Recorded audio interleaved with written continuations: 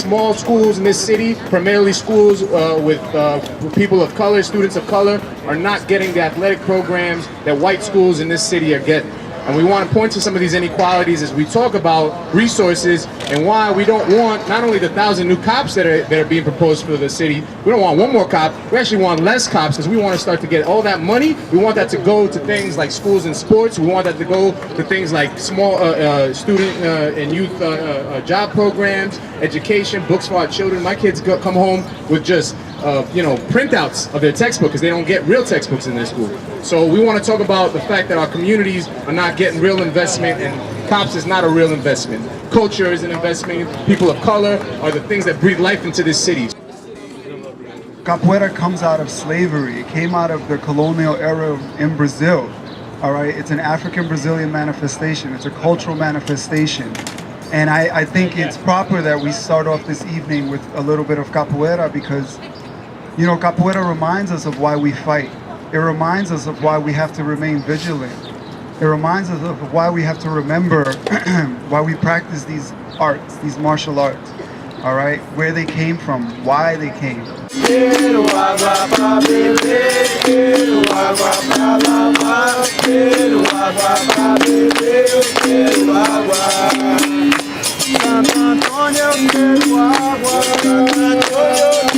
água. Santo Antônio, eu quero água. Santo Antônio, eu quero água. Santo Antônio, eu quero água. Santo Antônio, eu quero água. Santo Antônio, eu quero água. Quero água pra beber, quero água pra lavar, quero água pra beber, quero água. Paranaê, Paraná, Paranaê,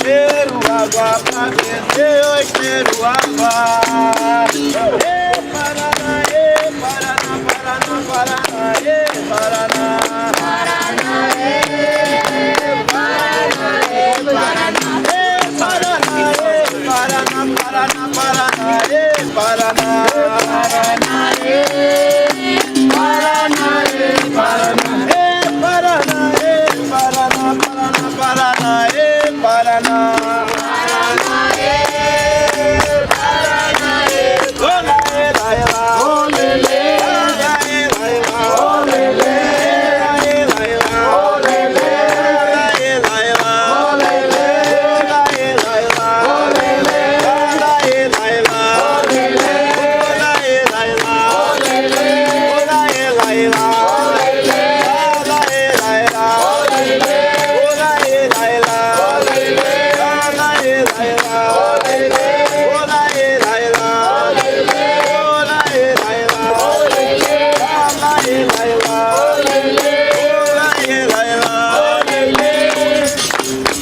Strong communities make the police obsolete. We don't need 1,000 cops. We could use 1,000 less cops, 2,000 less cops. We want to make sure we want to uplift communities. And these people, all they know how to do is hurt our community. So we want to make sure we push that out there and we say we want to change, a fundamental change in everything.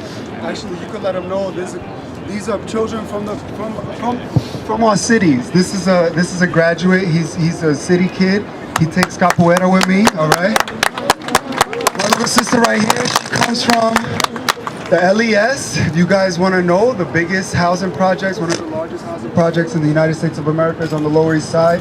She's currently going to a little university called City College, if you guys ever heard of it. Yeah. All right. Same thing for my little sister here. She comes from my after-school program with capoeira. Same thing for this brother here. Our capoeira program. These are actually like things that, better investments, right? Absolutely. It's like obviously better things we could be spending our money on, right? You know? So This is the type of thing that these sellout, fake-ass politicians don't want to invest in, but they got money for 1,000 cops, and we want to make sure that we call that out every day. So put pressure on these public officials, and again, give it up one more time for these young people, amazing young people.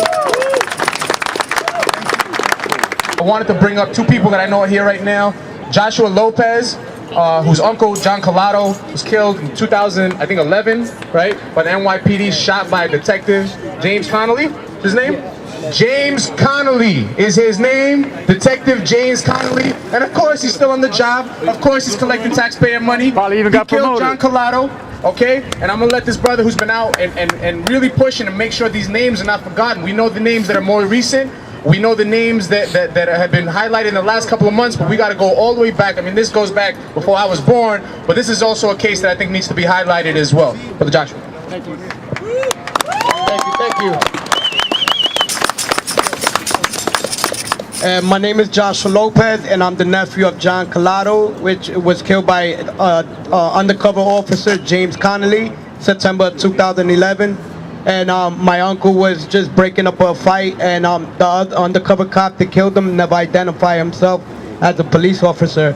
And the same undercover cop that killed him had murdered somebody 2 years prior to that. And the prosecutor didn't mention that, so it's like a prosecutor forgets how to do their job when it comes to prosecuting an officer. And I've been on the street here fighting for justice ever since. And thank you everybody for being here. We just really want justice. Again, Staten Island needs a lot of help. I think Staten Island is the most corrupt borough out here, and we really need help. So you guys, please, stay in touch, okay? And I will definitely be out here and supporting you guys. And thank you so much.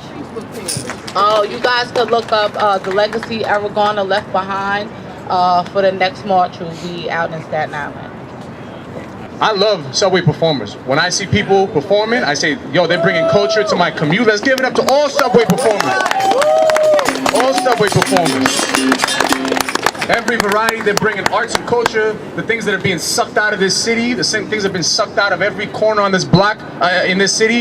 If there's a Starbucks and there's a Dwayne Reed everywhere, they want to make us all like just robots on our way to work. And luckily we have subway performers who are still out there hustling, doing their thing, and bring a little culture into our life. So we want to make sure we recognize them here tonight. There's a couple of groups here tonight, but I wanted the brother Best to talk to you a little bit and to also hit us up with a little something.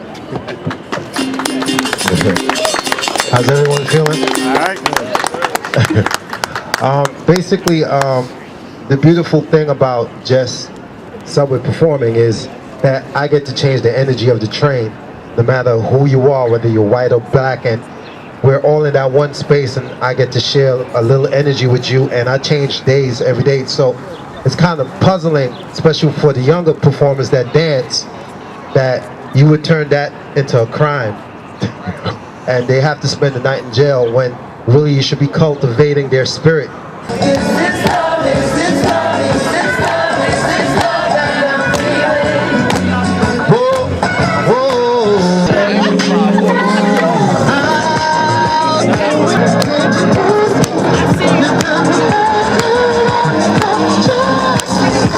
Won't you help to sing these songs of freedom is all I ever had.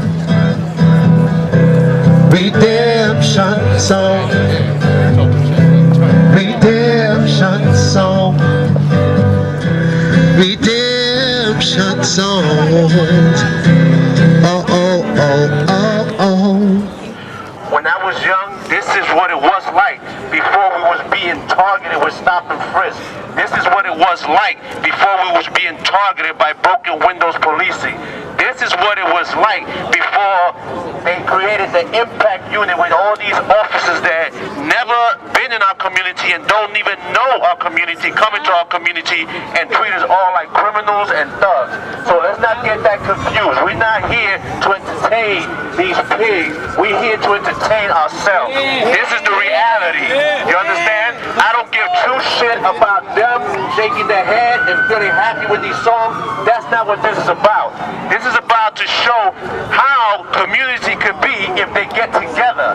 How community could be, alright, if they join together and start celebrating together and start sharing their culture with one another. Because that's what this is about. It's our culture that has been taken away from us.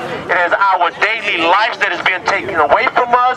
And that is why we don't want another 1,000 cops. We have the right to assemble. We have the right to organize. We have the right to protest. We have the right to detest any activity by a governing authority that tramples on our rights and liberties. Let's get that clear.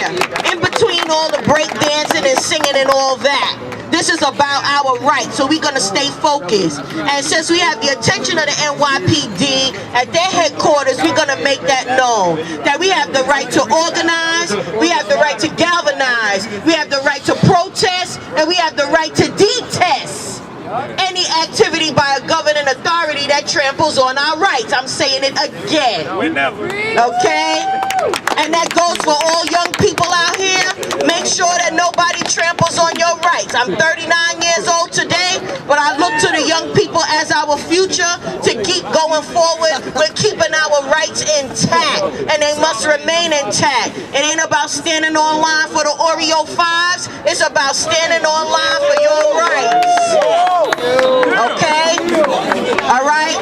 Because when a Kai Girlie was shot in that staircase, Models ain't give him a dime. So y'all better get clear on that. Okay? Because black and brown, we very big consumers, but if something happened to us, we get told to eat the cake. Alright? So y'all gotta get that clear too. No more obsessions with unnecessary products and services. Yeah, you want a hat to stay warm, you want a nice fitted and all that, but you may not need 12. You might only need 1 or 2. And if those organizations and corporations cannot responsibly contribute to your welfare, or they're actively engaging and giving money against your rights, you need to shut that shit down. Alright? Right, and trust and believe me, I like to eat, I like to drink, I like to shop. But let me tell you, all these Michael Kors I got on right now, that's from 2012. I ain't been buying shit. And I get my hair done at a black-owned business. Alright, so we gotta shut this economics down. When they don't understand the protest, the next phase is economic shutdown. Make an effort to adjust your life. That girl's still gonna kiss you if you rocking the same Adidas. It's not a big deal. If she like you, she like you. It's not about that. Because these corporations at the end of the day do not respect you. Does JetBlue respect you?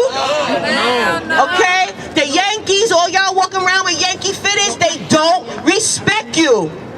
Because they saw fit not to give a dime to the family of a Kai Girlie or a Kyla Girlie. That little girl is entitled just as well as anyone else's child to go to college and graduate from school. Her mom and her family have just as much a right not to worry about how they're going to pay bills while they go through a legal process for justice. This is why we say Black Lives Matter. Our lives should not be devalued against anybody else's life. That goes for Caucasians, that goes for anybody in a law enforcement authority. Your life is not of any higher value or moral authority than mine or my son's or my mother's or my aunt's or my friend or my boss. Let's get that straight. It is not. Your life is not of any higher moral authority than mine or my son or my mother or my aunt or my boss or my friend. We are all human beings and we will take the right to be respected as such. Strategize on how you're going to keep your rights intact, particularly 14 to 24-year-old black and brown males. Keep your rights intact. The police fuck you up and shake you down. You go home and you tell your mother. You make sure your mother comes to that next meeting and demand justice. Don't wear that on your back like it's just a man thing or a rite of passage. You don't wear no bullshit on your back. You don't wear the trample of your rights on your back. you get out there and you become active and involved and you complain and re-complain. You need somebody to go with you, you having problems, we'll come right with you because we out there. And we will support your effort, whether it's in Brooklyn, Queens, Bronx, Manhattan, Harlem, whatever. You need assistance, you call that Bronx Fights for NYPD Accountability, Cop Watch Patrol Unit. We will be out there to support you in advocating for your rights. And the police department must be aware that the community is organized and galvanized, and just like Garner said, this stops today. Nobody